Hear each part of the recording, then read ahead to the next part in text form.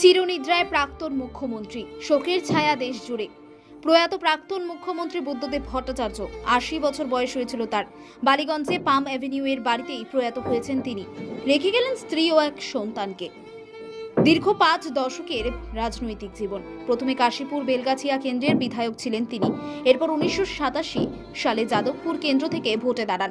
২০১১ সাল পর্যন্ত এই কেন্দ্রের বিধায়ক ছিলেন বুদ্ধবাবু।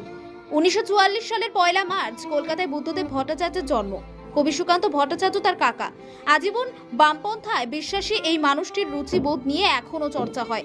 রাজনৈতিক পাশাপাশি সাহিত্য চর্চাতেও সমান আগ্রহ ছিল বুদ্ধবাবু। শৈলেন্দ্র সরকার বিদ্যালয় থেকে স্কুল জীবন শেষ করে প্রেসিডেন্সি কলেজ বাংলা সাহিত্য নিয়ে পড়াশোনা করেন। এরপর সরকারি স্কুলে শিক্ষকতা করতেন। ১৯৬৬ সালে সিপিএম এর প্রাথমিক সদস্যপদ নেন বুদ্ধদেব ভট্টাচার্য। ১৯৭২ সালে সিপিএম এর রাজ্য কমিটির সদস্য হিসেবে নির্বাচিত হন। ১৯৭৭ সালে বিধানসভা ভোটের প্রথমবার লড়াই। ২০১১ সালে বিধানসভা নির্বাচনের আগে পর্যন্ত যে জয়যাত্রা অব্যাহত থেকেছে, রাজ্যের বিভিন্ন দফায় সামলেছেন তিনি। তথ্য সংস্কৃতি দপ্তর থেকে পর্যটন, নগর উন্নয়ন, কখনো পূর্ণমন্ত্রী, কখনো আবার সাময়িক সামলেছেন দপ্তর।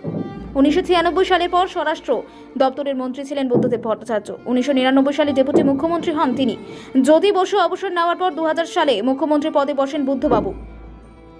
বাংলার ৩৪ বছরের বাম রাজত্বের শেষের ১০ বছরের মুখ্যমন্ত্রী তিনি।